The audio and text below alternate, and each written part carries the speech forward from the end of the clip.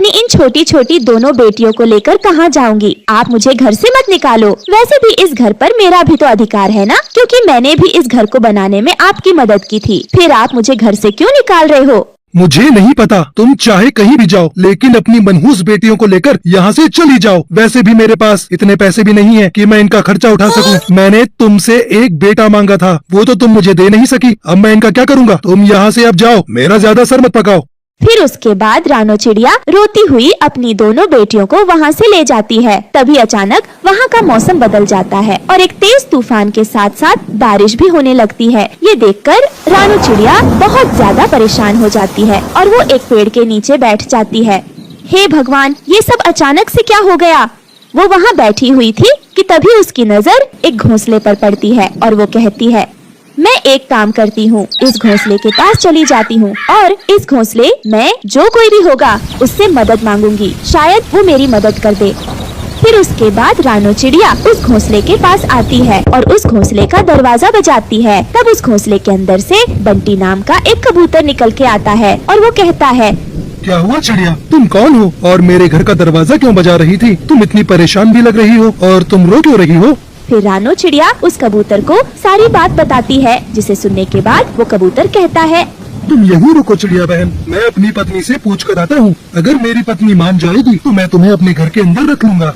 यह कहकर बंटी कबूतर अपनी पत्नी से पूछने आता है और वो रानो की सारी बातें अपनी पत्नी को बताता है, जिसे सुनने के बाद तो उसकी पत्नी को उस पर दया आ जाती है और वो उस चिड़िया को घर में रखने के लिए मान जाती है। फिर वो उस चिड़िया को घर के अंदर बुलाती है और उससे कहती है, चिड़िया बहन, तुम जितने दिन चाहो उतने दिन मेरे घोंसले में रह सकती हो। मेरा घोंसला बहुत बड़ा है।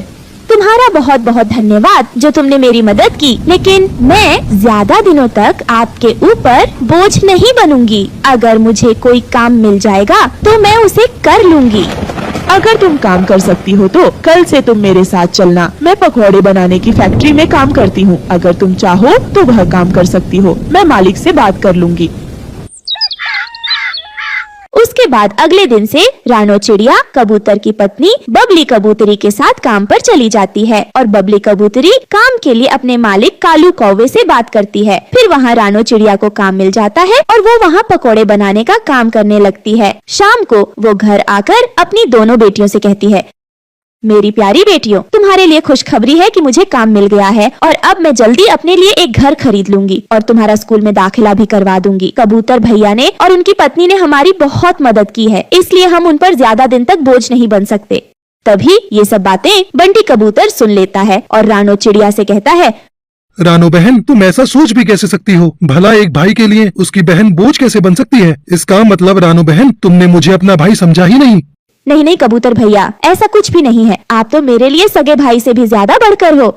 रानो, अगर ऐसा है तो फिर कभी अपने मुंह से ऐसी बात निकालना भी नहीं, वरना मुझसे बुरा कोई नहीं होगा। चलो, अब तुम्हें नौकरी मिल गई है ना, तो अब तुम अपने हाथ से कुछ बढ़िया सा बनाकर खिला दो। मम्मा, आज आप घास के पकौड़े बनाओ, क्योंकि बहुत दिन हो गए हैं आपने घास के पकौड़े नहीं बनाए हैं। क्या घास के पकौड़े? घास के पकौड़े कैसे होते हैं? मैंने तो आज तक घास के पकौड़े न खाए न देखे। कबूतर अंकल, मेरी मम्मा घास के पकौड़े बहुत ही टेस्टी बनाती है। मम्मा, एक बार इन्हें बनाकर खिलाओ तो जरा। हाँ हाँ रानो बहन, तो चलो आज तुम घास के पकौड़े बनाओ, मैं भी तो खाकर देखूं कि कैसे होते हैं घास के पकौड़े। ठीक है, मैं अभी आपके लिए घास के पकौड़े बना लाती हूँ। फिर कुछ ही देर में रानो चिड़िया घास के पकौड़े बना लाती है। तब सभी घास के पकौड़े बड़े चाव से खाते हैं। तभी खाने के बाद कबूतर कहता है, वाह रानो बहन, सच में तुम्हारे ये घास के पकौड़े तो बहुत टेस्टी हैं। मजा आ गया इन्हें खाकर तो। कबूतर अंकल, मम्मा के हाथों के बने घास के पकौड़े होते बहुत टेस्टी हैं, इसीलिए तो हमें बहुत पसंद आते हैं। रानो बहन, तुम तो बेकार में किसी दूसरे के यहाँ काम करने जा रही हो। मैं तो कहता हूँ कि तुम खुद की ही इसी घास के पकौड़े की दुकान खोल लो, तुम्हारी दुकान खूब चलेगी। नहीं नहीं कबूतर भाई, मुझे काम मिल गया है ना, तो मैं उसी में खुश हूँ। मैंने तो कभी इसके बारे में सोचा ही नहीं था। फिर उसके बाद रानो चिड़िया अपने काम पर आ जाती है और रानो चिड़िया बहुत ही मेहनती थी, इसलिए वो अपना काम अच्छे से करती थी और वहाँ उसके कई दोस्त भी बन गए। ऐसे ही समय बीतता गया और रानो चिड़िया को 1 महीना हो जाता है। तब उसे उसके काम के पैसे मिलते हैं। तभी दुकान का मालिक कालू कौवा रानो चिड़िया से कहता है, ये लो रानू तुम अपने काम के पैसे, और हाँ यह कुछ पैसे एक्स्ट्रा भी ले लो, ये तुम्हारी बेटियों के खर्च के लिए, क्योंकि मुझे बबली बहन से पता चला है कि तुम किसी मुसीबत से गुजर रही हो। लेकिन मालिक जी, इस सब की क्या जरूरत है?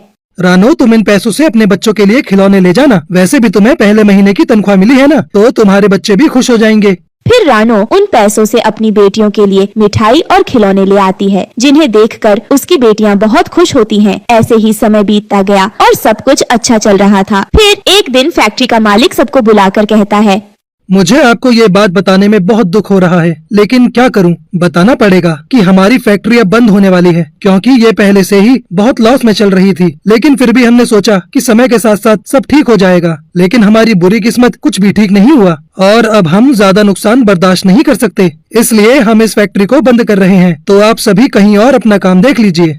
यह सुनकर तो सभी काम वाले पक्षी बहुत दुखी हो जाते हैं और रानो चिड़िया भी बहुत दुखी होती है। हे भगवान, अब हम क्या करेंगे? हमारे पास तो कोई और दूसरा काम भी नहीं है, पता नहीं अब क्या होगा। फिर रानो चिड़िया और भी जगह काम ढूंढना शुरू कर देती है। वो कई पक्षियों के पास काम मांगने जाती है, लेकिन उसे कहीं भी काम नहीं मिलता और ऐसे ही एक हफ्ता बीत जाता है। अब रानो चिड़िया बहुत ज्यादा उदास रहने लगी थी। तब बंटी कबूतर उससे कहता है, क्या हुआ रानू बहन, तुम इतनी उदास क्यों हो? क्या तुम्हें आज भी काम नहीं मिला? हाँ कबूतर भैया, आज भी मैं कई पक्षियों के पास गई थी, लेकिन कहीं काम नहीं मिला और सबने कह दिया कि अभी हमें जरूरत नहीं है, जब जरूरत होगी तब बता देंगे। कबूतर भैया, अब तो मेरे पास ज्यादा पैसे भी नहीं बचे हैं, अब मैं अपने घर का खर्चा कैसे चलाऊंगी? बहन मैं तो तुमसे पहले ही कह चुका हूँ कि तुम अपने घास के पकौड़े बेचना शुरू कर दो। तुम्हारे पकौड़े इतने टेस्टी हैं कि सब पक्षी खूब खाएंगे, और तुम उसके साथ साथ हरी पुदीने की चटनी और चाय भी देना। सब पक्षी तुम्हारी तरफ खींचे चले आएंगे और उसमें मैं भी तुम्हारी मदद कर दिया करूँगा। तुम एक कदम आगे तो बढ़ाओ। लेकिन कबूतर भाई, मेरे पास इतने पैसे भी तो नहीं है कि मैं एक ठेला लेकर पकौड़े बेच सकूं। रानो तुम पैसों की चिंता मत करो, पैसे तुम मुझसे ले लेना। नहीं कबूतर भैया, आपने मेरी पहले बहुत मदद की है, अब मैं आप पर और बोझ नहीं बनना चाहती। आपने मुझे काम भी दिलवाया और रहने के लिए घर भी दिया, बस इतना ही काफी है मेरे लिए। कोई बात नहीं रानो, तुम पैसे सोच समझ कर ले लो, जब तुम्हारे पास पैसे आ जाए तब मुझे वापस कर देना। रानो चिड़िया बंटी कबूतर की बात मान जाती है और अपने पकोड़ों का ठेला लगाना शुरू कर देती है और पकोड़े के साथ साथ हरी पुदीने की चटनी और चाय भी देती है। लेकिन पहले दिन तो रानो की दुकान पर कोई नहीं आता। यह देखकर रानो परेशान हो जाती है। देखा कबूतर भैया, मैंने आपसे कहा था ना कि यह काम नहीं चलेगा। रानो बहन पहले तुम इंतजार करो, अभी तो शुरू किया है काम, सब ठीक हो जाएगा। तभी वहाँ एक चिड़िया आती है जिसका नाम टुनटुनी था। वो बंटी कबूतर से कहती है, कबूतर भाई, नई दुकान खोली है क्या आपने? हाँ टुनटुनी बहन, आज ही नई पकौड़े की दुकान खोली है, खा कर देखो पकौड़े कैसे हैं। हाँ हाँ, लाओ पकोड़े, खिलाओ तो जरा, मैं भी तो देखूं कैसे ही पकोड़े। हाँ टुनटुनी बहन, खा कर देखो, घास के पकौड़े हैं, मजा आ जाएगा, बहुत ही टेस्टी है और साथ में गर्मा गर्म चाय भी है। फिर टुनटुनी चिड़िया घास के पकौड़े खाती है और साथ में चाय भी पीती है। टुनटुनी चिड़िया को वो पकौड़े बहुत अच्छे लगते हैं। फिर वो बंटी कबूतर से कहती है, अरे वाह कबूतर भाई, ये पकोड़े तो बहुत ही टेस्टी है। ये घास के पकोड़े तो मैंने पहली बार खाए हैं। इसी बात पर तो मुझे एक और प्लेट दे दो। फिर टुनटुनी चिड़िया और पकौड़े खाती है और वो जंगल में जाकर सभी पक्षियों को घास के पकौड़े के बारे में बताती है और रानो चिड़िया की खूब तारीफ करती है। फिर क्या था, सभी पक्षी रानो चिड़िया की दुकान पर घास के पकौड़े खाने आते हैं। उसके बाद रानो चिड़िया की बहुत अच्छी कमाई होने लगती है और वो इतने सारे पैसे देखकर बहुत खुश होती है। फिर रानो चिड़िया अपने लिए एक घर खरीद लेती है, जिसमें वो अपनी दोनों बेटियों के साथ खुशी खुशी रहने लगती है। दोस्तों, आपको हमारी आज की कहानी कैसी लगी? हमारी कहानी को लाइक करें, कमेंट करके अपनी राय हमें दें। आपके कमेंट और लाइक हमारे हौसले को बढ़ाते हैं। अगर आप हमारे चैनल पर नए आए हैं तो हमारे चैनल को सब्सक्राइब करना ना भूले। आपका धन्यवाद। कुछ ही समय पहले रानो चिड़िया की सास की एक हादसे में मौत हो गई थी। रानो चिड़िया अपने पति के साथ रहती थी। बस बहुत हो गया, आज मैं नासपीटी चिड़िया को अपने घर से निकाल कर ही रहूंगा। कितनी खराब चाय बनाई है इसने, थू थू थू। रानो चिड़िया, ये तुमने कैसी चाय बनाई है? इतनी ज्यादा मीठी हो रही है। तुम मुझे मीठी चाय पिलाकर मुझे मार देना चाहती हो ताकि तुम मेरे बड़े से घर पर कब्जा कर लो, परंतु ये साजिश मैं तुम्हारी कभी कामयाब होने नहीं दूंगा। हाय रे, सुनिए जी, ये आप कैसी बातें कर रहे हैं? आप तो मेरे पति हैं, मैं भला आपके साथ ऐसा क्यों करूँगी? बस बस चिड़िया, अब तुम इस घर में नहीं रह सकती, निकल जाओ मेरे घर से फौरन। इतने सालों से मैं तुम्हें झेल रहा हूँ, लेकिन अब और नहीं, चलो मेरे घर से निकल जाओ फौरन। सुनिए जी, आपके सिवा मेरा इस दुनिया में और कोई नहीं है, मुझ पर दया करें। पापा, मैं मम्मा के साथ रहूंगी। आप बहुत गंदे हो। हाँ गुड़िया चिड़िया, तुम भी अपनी माँ के साथ निकल जाओ मेरे घर से। ये कहकर वो उन दोनों को घर से बाहर निकाल देता है। बेटा, अब हम कहाँ जाएंगे? हमारे पास तो रहने के लिए और कोई जगह नहीं है। मम्मा, आप परेशान मत हो, कोई ना कोई बंदोबस्त हो जाएगा। रात हो जाती है। रानो चिड़िया और गुड़िया चिड़िया काफी ज्यादा उदास बैठे होते हैं कि तभी वहाँ पर बंटी कबूतर आ जाता है।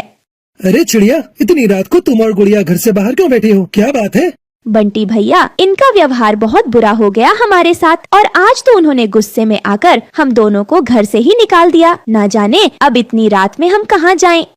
अरे रे रे रे रे रे, ये तो बहुत गलत हुआ तुम्हारे साथ। तुम तो कितनी अच्छी हो, पक्षियों की कितनी मदद भी करती हो। चलो आ जाओ, आज तुम मेरे घर में रहो, कल तुम अपना घोंसला बना लेना और फिर अपने घोंसले में रहना आराम से।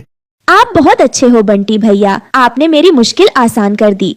फिर रानो चिड़िया रात कबूतर के घर में गुजारती है। सुबह हो जाती है, चिड़िया अपना घोंसला बनाने में लग जाती है और बहुत सारे तिनके से अपना घोंसला बनाने लगती है।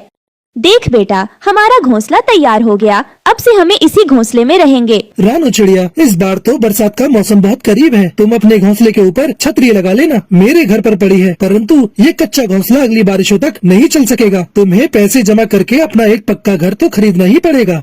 हाँ, तुम ठीक कहते हो बंटी भैया, अब मुझे अपना कोई कारोबार शुरू करना होगा। फिर कुछ दिन वो अपने घोंसले में आराम से गुजारती है। मम्मा, दादी को पकौड़े कितने पसंद थे। आपको याद है, हर बारिश के मौसम में दादी आपसे पकौड़े बनवा कर खाती थी। पकौड़ों का सुनकर रानो चिड़िया के दिमाग में एक उपाय आ जाता है।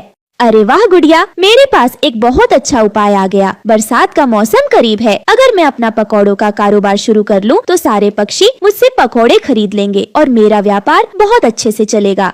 हाँ मम्मा, ये उपाय तो बहुत अच्छा है, हमें ये कारोबार करना चाहिए।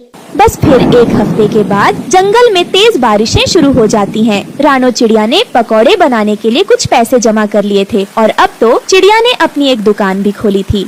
आओ आओ पक्षियों, बरसात के मौसम में स्वादिष्ट गर्मा गर्म पकौड़े खाओ। चिड़िया की आवाज सुनकर कुछ ही देर के बाद रानो चिड़िया की दुकान पर पक्षियों की भीड़ लग जाती है। अरे वाह वाह वाह वाह वाह वाह, क्या पकौड़े बनाए हैं तुमने चिड़िया, आज तो मजा ही आ गया। बस फिर सारे पक्षी मजे ले लेकर बहुत सारे गर्मा गर्म पकौड़े खाते हैं। रानो चिड़िया ये सब कुछ देखकर बहुत ज्यादा खुश थी, क्योंकि आज पहले ही दिन रानो चिड़िया का काफी ज्यादा मुनाफा हो रहा था। बेटी, इस पकौड़े के व्यापार से तो मुझे बहुत ज्यादा मुनाफा हुआ है। बस अब देखना, जल्द ही मैं अपना एक लकड़ियों का पक्का घर भी ले लूंगी। हाँ मम्मा, अब बस मुझे लगता है हमारे बुरे दिन अच्छे दिन में बदलने वाले हैं।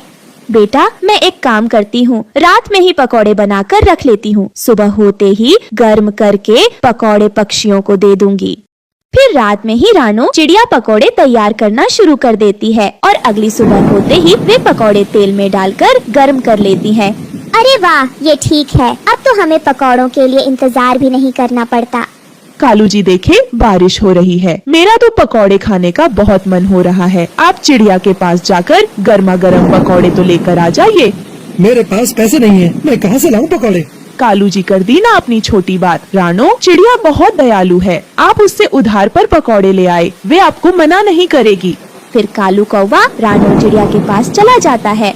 चिड़िया बहन, तुम कुछ पकौड़े गौरी के लिए भी दे दो। गौरी कौवी तुम्हारे पकौड़ों का स्वाद देखना चाहती है, उसके बाद हम तुमसे और भी ज्यादा पकौड़े खरीद लेंगे। ठीक है कालू, मैं पकौड़े दे देती हूँ। फिर कालू कौवा झूठ बोलकर वो पकौड़े ले जाता है और दोनों मिलकर पकौड़े खाने लगते हैं। अरे वाह वाह वाह वाह वाह, चिड़िया के हाथ में तो बहुत जायका है। काश मेरी पत्नी भी रानो चिड़िया की तरह होती तो मुझे कितने स्वादिष्ट स्वादिष्ट भोजन खाने को मिलते। क्या क्या बोला आपने? कालू जी, आपका मतलब क्या है? मैं आपको स्वादिष्ट खाना नहीं खिलाती। पापा, पकौड़े तो खत्म हो गए, मुझे और पकौड़े खाने हैं। बेटा, मेरे पास पैसे नहीं है, मैं कहाँ से लाऊं पकौड़े?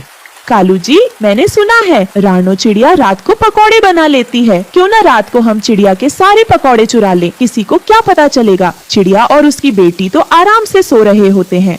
हाँ गौरी, ये उपाय तो बहुत अच्छा है तुम्हारा। चलो ठीक है, आज रात को हम ये करके देखेंगे। रात हो जाती है। कालू कौवा और गौरी कौवी रानो चिड़िया के घर के पास आते हैं और खिड़की से देखते हैं तो चिड़िया और उसकी बेटी तो आराम से सो रहे थे। बस फिर कालू कौवा और गौरी कौवी घर के अंदर आ जाते हैं और पकौड़ों से भरे बर्तन उठाकर फौरन वहाँ से भाग जाते हैं। अगले दिन सुबह रानो चिड़िया ये सब कुछ देखकर बहुत ज्यादा परेशान हो गई थी। अब क्या करूं, पकौड़ों की तो चोरी हो गई, आखिर कौन कर सकता है ऐसा। मेरा इतना बड़ा नुकसान हो गया, अब मुझे दोबारा से पकौड़े बनाने पड़ेंगे। फिर आज की रात भी रानो चिड़िया काफी सारे पकौड़े बनाकर अपने घर में रख देती है और आराम से सो जाती है। बस फिर दोबारा से कालू कौवा और गोरी चिड़िया के घर में आते हैं और चिड़िया के पकौड़े चोरी कर कर वहाँ से चले जाते हैं। अगली सुबह चिड़िया दोबारा से परेशान हो जाती है और उसे समझ नहीं आ रहा था आखिर ये कौन कर रहा है। अरे भाई, ये क्या हो रहा है। अगर इसी तरह मेरे पकौड़े चोरी होते रहे तो एक दिन आएगा जिस दिन मुझे अपने पकौड़ों की दुकान बंद करनी पड़ेगी। नहीं, मुझे किसी भी तरह चोर को तो पकड़ना ही होगा। ये कहकर रानो चिड़िया पुलिस भूरा चिड़ा के पास जाती है। साहब, रोजाना रात को कोई पक्षी आकर मेरे सारे पकौड़े चोरी कर लेता है। मैं चाहती हूँ कि आज रात में उसे पकड़ लूँ। बस आप एक काम करें, आज रात को आप मेरे घर के आसपास ही रहना और उस चोर पर नजर रखना। ठीक है चिड़िया, तुम बेफिक्र हो जाओ, आज रात को मैं उस चोर को पकड़ कर ही रहूंगा। रात को रानो चिड़िया पकौड़े बनाती है। उन पकौड़ों में रानो चिड़िया बहुत ज्यादा मिर्ची डाल देती है और पकौड़े बनाकर आराम से सो जाती है। कुछ ही देर के बाद कालू कौवा और गोरी कौवी चिड़िया के घर में आते हैं। बस फिर होना क्या था, दोनों के पकौड़े खाते ही चीखें निकल जाती है। अरे बचाओ बचाओ, इतनी मिर्चें, मुझे कोई पानी दो। अरे अरे ये क्या खा लिया, इतनी मिर्चें, मुझे पानी दो कोई। अरे अरे अरे। दोनों की चीखने की आवाजें सुनकर रानो चिड़िया फौरन से उठ जाती है और पुलिस भूरा चिड़ा भी वहाँ पर आ जाता है। चोर पकड़ा गया, चोर पकड़ा गया, इसका मतलब मेरे पकौड़े तुम दोनों चोरी कर रहे थे। हाँ, रानो चिड़िया, हमें माफ कर दो, हमें बहुत मिर्ची लग रही है, हमें जल्दी से पानी पिलाओ। फिर रानो चिड़िया रहमदिल होने के कारण कालू कौवे और गोरी कौवी को पानी पिलाती है। चलो अब पानी पी लिया ना, अब मेरे साथ चलो, अब तुम दोनों को सजा दिलवाती हूँ। फिर पुलिस कालू कौवा और गोरी कौवी को पकड़कर ले जाती है और अब रानो चिड़िया का पकौड़ों का धंधा दोबारा से चलने लगता है और फिर रानो चिड़िया काफी ज्यादा खुश थी।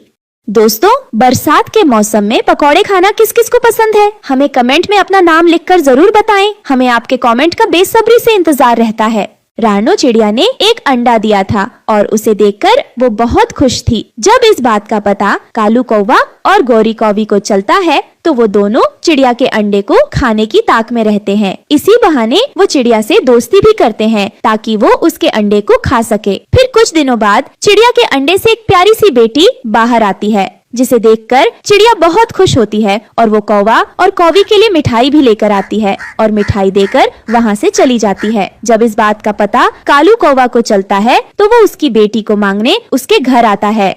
देख चिड़िया, तू चुपचाप से अपने बेटे को हमें दे दे, नहीं तो मैं तुझे मारकर खा जाऊंगा। दूर किसी जंगल में चिड़िया अपने छोटे से घोंसले में खुशी खुशी रहती थी। चिड़िया ने कुछ दिनों पहले एक अंडा भी दिया था जिसमें से बच्चा बाहर आने ही वाला था, इसलिए चिड़िया ज्यादा से ज्यादा समय अपने घोंसले में ही गुजारती थी। पास में ही कौवा और कौवी का जोड़ा भी रहता था। कालू जी, उस चिड़िया के अंडे को देख देख कर मेरे मुंह में पानी आ रहा है और आप मेरे लिए उस चिड़िया के अंडे को चुरा कर नहीं ला सकते। गोरी, तुम थोड़ा धीरज रखो और कुछ दिनों तक और इंतजार कर लो। चिड़िया के अंडे में से बच्चे को निकल जाने दो, फिर हम दोनों चिड़िया के बच्चों को खाएंगे, क्योंकि एक अंडे से तो हम दोनों में से किसी का भी पेट नहीं भरने वाला। अगर ऐसा हो जाए तो फिर तो मजा दुगुना हो जाएगा। वहीं दूसरी तरफ चिड़िया अपने घोंसले में बैठी उन्हीं कौवे पर नजर रखती थी, क्योंकि वो जानती थी वो कौवे बहुत शैतान है और किसी भी समय उसके अंडे को नुकसान पहुँचा सकते हैं। हमें चिड़िया के अंडे से बच्चा निकलने से पहले पहले चिड़िया से दोस्ती करनी होगी। अगर चिड़िया से हमारी दोस्ती हो जाएगी तो फिर हमारा उसके घर में आना जाना भी हो जाएगा। ऐसे हमें चिड़िया का बच्चा चुराना बहुत आसान हो जाएगा। ये सोचते हुए कालू कौवा चिड़िया के पास जाता है। चिड़िया, मैं कालू हूँ, तुम्हारा पड़ोसी। मैं कई दिनों से देख रहा हूँ तुम अपने घोंसले में ही बैठी हुई हो। कालू भैया, तुम देख नहीं रहे हो कि मैंने अपने घोंसले में अंडा दिया है, तो मैं कहीं कैसे जा सकती हूँ।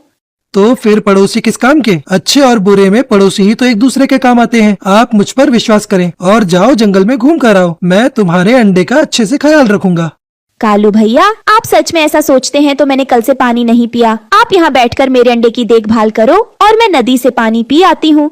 जाइए बहन जी, मैं यहीं बैठा हूँ। फिर रानो चिड़िया नदी से पानी पीने चली जाती है। चिड़िया, तुम क्या जानो कि हम तुम्हारे अंडे को नहीं बल्कि इसके अंदर से निकलने वाले बच्चे को खाएंगे। चिड़िया, आप यहाँ नदी पर और अपने अंडे को अकेले ही छोड़कर आ गई। नहीं नहीं भूरा भैया, मेरे अंडे के पास मेरा पड़ोसी कालू कौवा बैठा हुआ है और उसी ने मुझे नदी पर पानी पीने भेजा। वो कौवे बहुत दुष्ट होते हैं, उनका विश्वास नहीं करना चाहिए।